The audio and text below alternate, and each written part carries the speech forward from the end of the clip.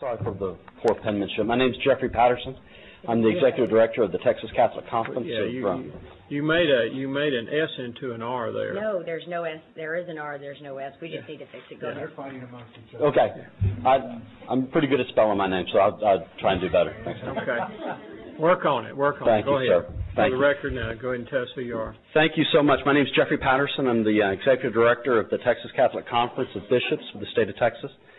I'm here today to express the bishop's opposition to this legislation. You've heard today the concerns that people have about what this means to families, what this means to law enforcement. I think the bishops are most concerned about what this means to the communities that will be affected, not just those whose families will be taken apart because of this legislation, but because of the subculture that will be created of silence and of suffering and families that will. I'm a father of 5. I can tell you it's hard raising a family as it is. Having a family that is having to exist under the pressures that this legislation will put on, the silence, the hiding, the inability to speak out for themselves, it would be a tremendous loss.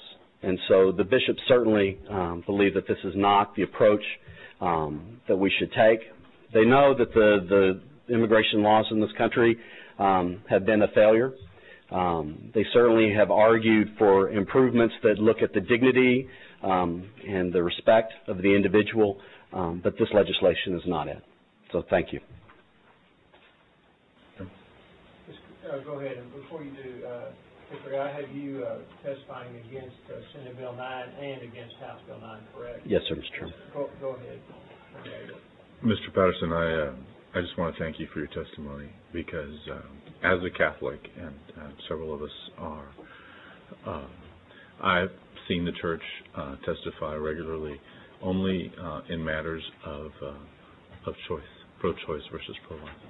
And this session, I've seen the church testify in my committee on the death penalty as an example, in this committee now, and I really applaud the leadership that you all are taking, and I love hearing from you, and so I appreciate that more than you know. So thank you so much for being here. Thank you, Mr. Chairman. Also, you had spoken something about venial and mortal sins. I know the bishops would be happy to reconcile that for you anytime you want to, as a good Catholic. Once a month, I'm still one of the folks that uses the closed door. His confessions last for you. I don't believe that. Members, any other questions? Jeff, thank you very much for being here. Thank you, Mr. Chairman.